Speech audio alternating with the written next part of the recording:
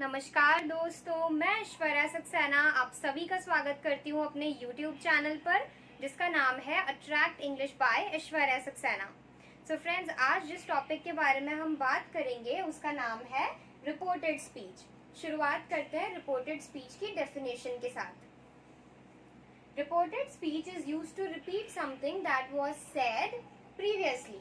मतलब कि किसी व्यक्ति ने या मे बी हमने या किसी और ने अगर कोई भी बात कही पहले और आज हम उस बात को किसी और को बता रहे हैं तो फिर उसके लिए हमें रिपोर्टेड स्पीच की जरूरत पड़ती है।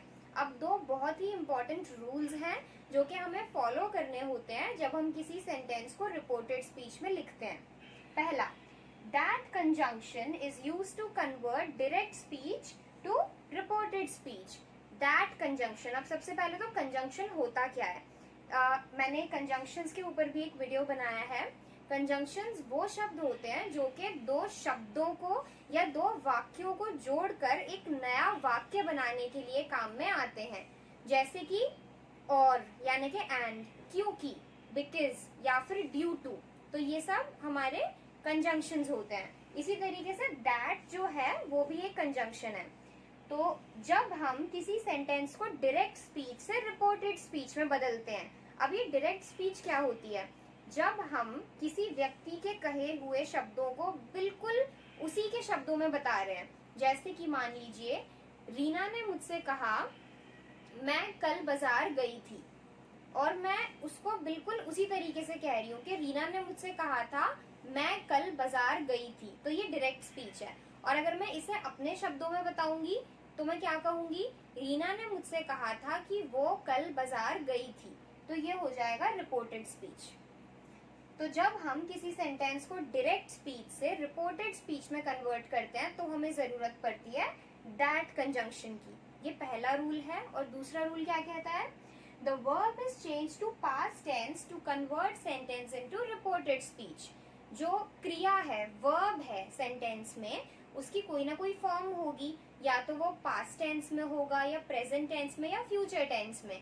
तो जो आपका वर्ब है उसकी फॉर्म चेंज होके पास्ट टेंस में हो जाएगी। अगर वो पास्ट में है तो पास्ट में ही रहेगी जब आप किसी सेंटेंस को डायरेक्ट स्पीच से रिपोर्टेड स्पीच में चेंज करेंगे तब। एक एग्जाम्पल के जरिए हम इन दोनों रूल्स को थोड़ा सा और अच्छे से समझने की कोशिश करते हैं। Mahi said comma double inverted comma I am happy double inverted comma close. तो Mahi said I am happy, Mahi ने कहा कि वो खुश है। आई एम हैप्पी, मैं खुश हूँ।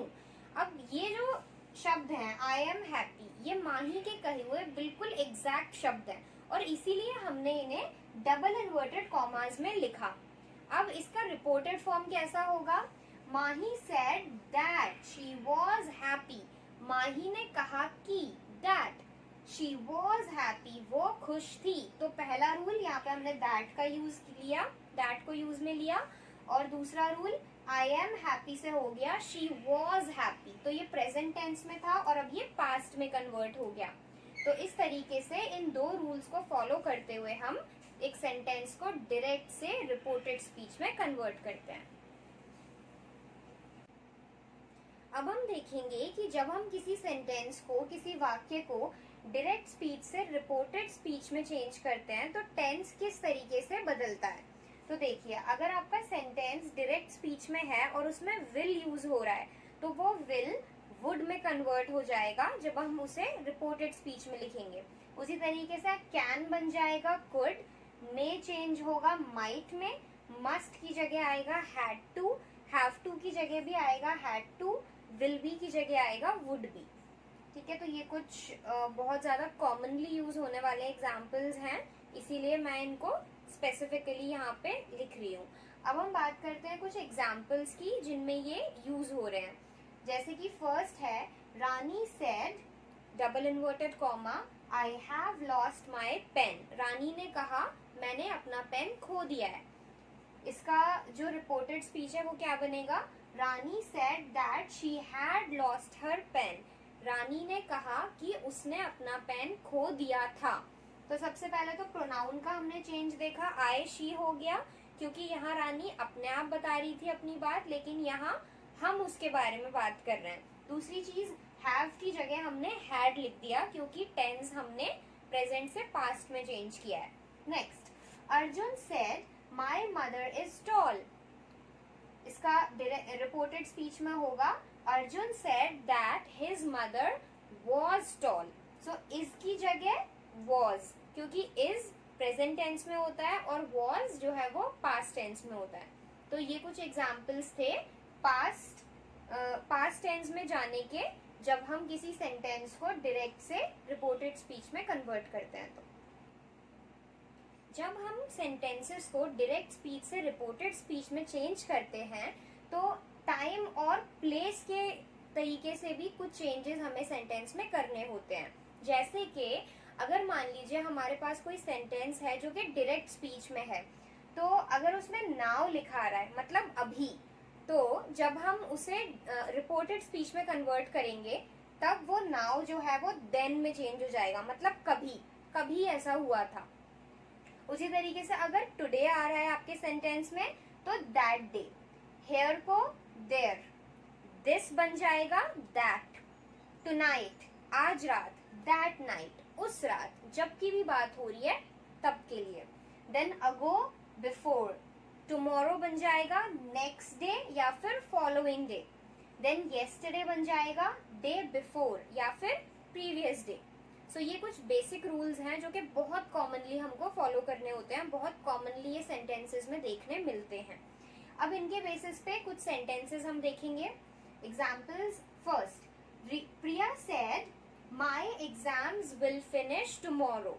इसको अगर हम रिपोर्टेड में चेंज करेंगे तो बनेगा Priya said that her exams would finish the next day. Will change हुआ वुड में और टुमारो का बन गया द नेक्स्ट डे। यहाँ पे टुमारो इसलिए था क्योंकि जब प्रिया एग्जाम दे रही थी उस टाइम पे टुमारो अगले दिन एग्जाम्स खत्म होने वाले थे, लेकिन अब हमें नहीं पता कि ये कब की बात है, तो इसीलिए द नेक्स्ट डे मतलब ये जब की भी बात है उसके अगले दिन एग्जाम खत्म हो गए। तो ये फर्क होता है डायरेक्ट में और रिपोर्टेड स्पीच में। Next, Ram said I am going now, मैं अभी जा रहा हूँ। इसका जो रिपोर्टेड स्पीच है वो होगी Ram said that he was going then. तो नाउ हमारा जो है वो चेंज हो गया देन में, यहाँ से फर्स्ट रूल। एंड आई के जगह ही क्योंकि अब ये थर्ड पर्सन है, और एम की जगह वाज क्योंकि हमने इसे पास्ट टेंस में चेंज कर दिया। तो आज के लिए इतना ही। हालांकि रिपोर्टेड स्पीच को जब हम रिपोर्टेड स्पीच में जब हम कन्वर्ट करते हैं डायरेक्ट स्पीच को, तो और भी बहुत सारे छोटे छोटे रूल्स होते हैं जिनका हमें ध्यान रखना पड़ता है। तो मैं कोशिश करूंगी कि इस टॉपिक के लिए मैं एक सेकंड पार्ट बहुत जल्दी लेके आऊं जिसमें बाकी के जो रूल्स हैं वो भी हम कवर कर पाए। अभी के लिए इतना ही। Thank you so much for watching the video को लाइक करें, शेयर करें, एंड जो भी आपके पास क्वेश्चंस हैं या सजेशंस हैं उन्हें आप कमेंट बॉक्स में लिख सकते हैं। इसके अलावा मैंने अपनी इंस्टाग्राम आईडी शेयर की है डिस्क्रिप्शन में, यहाँ भी आप देख सकते हैं। तो आप चाहें तो इंस्टाग्राम पे भी फॉलो कर सकते हैं। Thank you so much for watching.